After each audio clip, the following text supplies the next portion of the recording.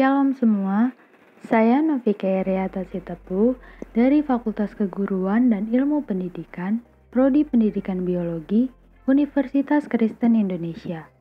Di video ini, saya akan membahas tentang materi pelajaran fisika, yaitu fluida statis. Jadi, mari kita mulai. Nah, sebelumnya kita harus tahu dulu nih, apa sih fluida itu? Nah, di sini dijelaskan, fluida adalah zat yang dapat mengalir. Kata fluida mencakup zat cair, air, dan gas. Gas juga termasuk ke dalam fluida, karena gas juga dapat mengalir dari satu tempat ke tempat lain. Nah, selanjutnya juga ada ciri-ciri fluida, yaitu tidak dapat melawan secara tetap tegangan gesernya, mempunyai kompresibilitas, dan juga mempunyai kekentalan atau viskositas. Adapun pengertian dari fluida statis.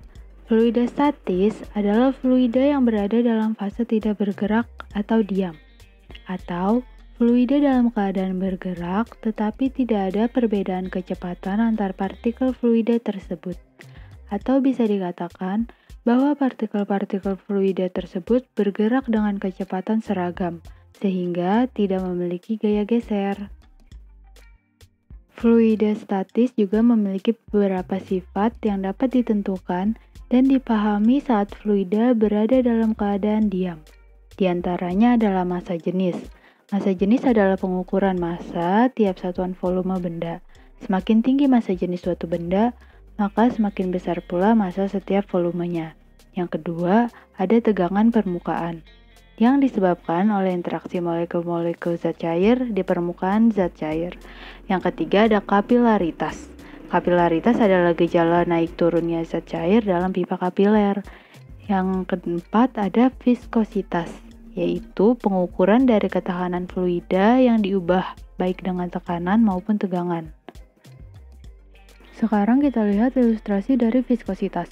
Terlihat bahwa ternyata viskositas pada cairan kental lebih besar daripada cairan encer. Nah, sekarang kita amati kelereng yang akan dicelupkan ke dalam cairan encer dan cairan kental. Dilihat bahwa semakin besar viskositas, maka semakin susah pula benda padat bergerak di dalam zat cair tersebut. Ada juga tekanan.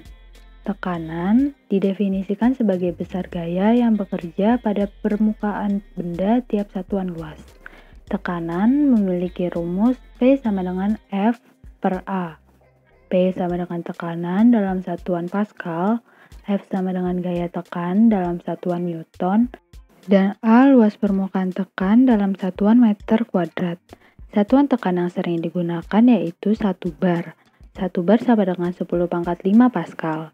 Ada juga 1 atm sama dengan 76 cm Hg atau sama dengan 760 mm Hg. Tekanan juga dibagi lagi menjadi beberapa bagian.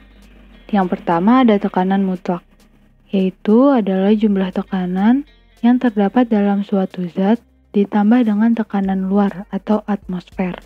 Tekanan mutlak zat cair memiliki rumus P sama dengan P0 ditambah Rho kali G kali H. Ada pula tekanan gua G yang memiliki rumus P sama dengan P gua G ditambah P0. P0 di sini adalah tekanan luar dalam satuan Pascal. Selanjutnya ada tekanan hidrostatis, yaitu tekanan yang memiliki zat cair yang hanya disebabkan oleh beratnya sendiri, dengan rumus pH sama dengan Rho kali G kali H. pH adalah tekanan hidrostatik dalam satuan Pascal, Rho adalah massa jenis zat cair dalam satuan kilogram per meter kubik, G sama dengan percepatan gravitasi dalam meter per second kubik, dan H adalah kedalaman zat cair dari permukaan dalam meter. Sekarang kita membahas hukum pokok hidrostatistika, yang menyatakan semua titik yang terletak pada suatu bidang datar dalam satu jenis zat cair memiliki tekanan yang sama. Dapat dilihat P1 sama dengan P2. Rho 1 dikali H1 sama dengan Rho 2 dikali H2. Selanjutnya ada hukum Pascal. Hukum Pascal berbunyi, tekanan yang diberikan pada zat cair dalam ruang tertutup diteruskan sama besar ke segala arah dengan sama besar atau sama kuat. Di sini ada beberapa rumus untuk hukum Pascal. Contoh pertama ada P1 sama dengan P2. Ada juga F1 per A1 sama dengan F2 per A2. Dan yang terakhir ada F2 per F1 sama dengan D2 per D1 dalam kurung kuadrat. Dan penerapan hukum Pascal ada beberapa contoh yaitu seperti dongkrak, rem, dan mesin pres hidrolik. Ada pula pompa ban sepeda dan juga mesin hidrolik pengangkat mobil. Sekarang kita lihat ilustrasi untuk hukum Pascal. Pada penampang di sebelah kanan diberikan beban berupa mobil dan di sebelah kiri diberikan beban berupa pemberat. Sekarang kita coba untuk menaikkan massa pada beban sebelah kanan. Dapat dilihat, di saat beban sebelah kanan berupa mobil dinaikkan, maka volume pada penampang sebelah kiri akan bertambah. Hal ini terjadi karena tekanan yang diberikan beban sebelah kanan lebih besar. Begitupun sebaliknya. Sekarang, kita akan coba untuk menambahkan luas penampang sebelah kanan. Di saat penampang sebelah kanan diperluas, maka volume air pun bertambah. Hal ini menyebabkan volume air dapat mendorong atau dapat memberi tekanan kepada beban sebelah kanan. Begitu pula sebaliknya, di saat penampang diperkecil, maka volume air yang bertambah adalah sebelah kiri. Maka dorongan pada penampang sebelah kirilah yang akan menjadi lebih besar. Sekarang kita beralih ke dalam hukum Archimedes. Hukum Archimedes menyebutkan bahwa gaya apung yang bekerja pada suatu benda yang dicelupkan sebagian atau seluruhnya ke dalam suatu fluida sama dengan berat fluida yang dipindahkan benda tersebut. Hukum Archimedes digunakan untuk menentukan letak benda yang dicelupkan ke dalam suatu fluida. Dalam hukum Archimedes terdapat gaya apung dengan rumus Fa sama dengan W udara dikurang W fluida. Tentunya ada pula gaya Archimedes dengan rumus Fa sama dengan rho F dikurang VBF.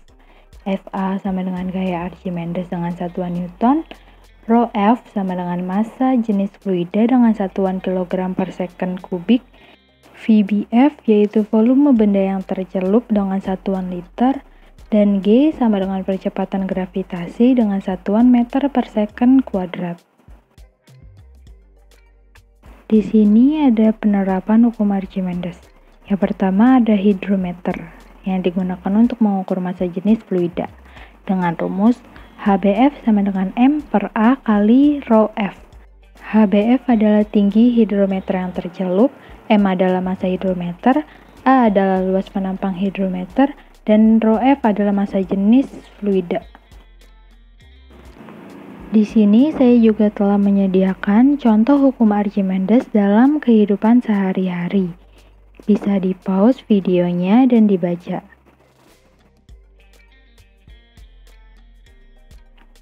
Nah, sekarang kita masuk ke tegangan permukaan dan kapilaritas. Tegangan permukaan adalah kecenderungan permukaan zat cair untuk menegang, sehingga permukaannya seperti ditutupi oleh suatu lapisan. Tegangan permukaan didefinisikan sebagai perbandingan gaya tegangan permukaan dengan panjang permukaan. Dengan rumus gamma sama dengan F per D. Gamma adalah tegangan permukaan, F adalah gaya tegangan permukaan, dan D adalah panjang permukaan. Akibat gaya kohesi dan gaya adhesi, setiap fluida memiliki tegangan permukaan dengan minikus berbeda. Kohesi adalah gaya tarik-menarik antar partikel sejenis, contohnya antar partikel air. Adhesi adalah gaya tarik-menarik antar dua partikel berbeda, contohnya antara fluida dengan dinding tabung. Sudut kotak adalah sudut yang dibentuk oleh pertemuan antara permukaan fluida dengan dinding tabung. Sedangkan kapilaritas adalah peristiwa naik turunnya permukaan fluida di dalam pipa kapiler atau pembuluh sempit. Berikut adalah beberapa contoh tegangan permukaan dan gejala kapilaritas dalam kehidupan sehari-hari. Boleh di-pause videonya dan dibaca. Nah, sekarang kita masuk ke contoh soal. Di sini ada soal seperti ini. Seekor ikan berada pada kedalaman 15 meter di bawah permukaan air. Jika massa jenis air 1000 kg per meter kubik, percepatan gravitasi bumi 10 meter per second kuadrat, dan tekanan udara luar 10⁵ Newton per meter, tentukan yang pertama tekanan hidrostatis yang dialami ikan, dan yang kedua tekanan total yang dialami oleh ikan. Nah, yang pertama kita akan hitung tekanan hidrostatis yang dialami ikan. Nah, pertama kita lihat dulu apa yang telah diketahui tadi. Yang pertama ada massa jenis air 1000 kg per meter kubik, ada percepatan gravitasi bumi 10 meter per second kuadrat, dan tekanan udara luar 10⁵ Newton per meter, dan juga kedalaman ikan yaitu 15 meter. Sekarang kita masukkan rumusnya, yaitu pH sama dengan rho air dikali G dikali H. pH sama dengan rho airnya adalah 1000, dikali G sama dengan 10, dan dikali H sama dengan 15. 1000 dikali 10 adalah 10.000, kemudian dikali 15.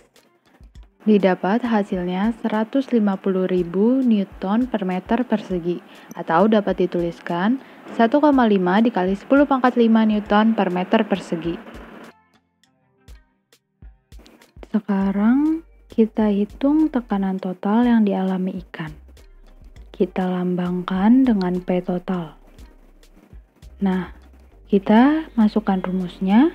P total sama dengan pH ditambah P0. P total sama dengan pH, kita sudah dapat pH-nya tadi 150.000 ditambah PO, PO-nya adalah 10⁵, kita tulis jadi 100.000, dan menghasilkan 250.000 Newton per meter persegi, atau dapat kita tulis juga 1,5 dikali 10⁵ ditambah 10⁵ sama dengan 2,5 dikali 10⁵ dengan satuan tetap Newton per meter persegi. Sekian penjelasan saya tentang fluida statis dan contoh soalnya. Semoga apa yang telah saya sampaikan bisa menambah wawasan dan ilmu bagi kalian yang menonton. Terima kasih atas waktunya.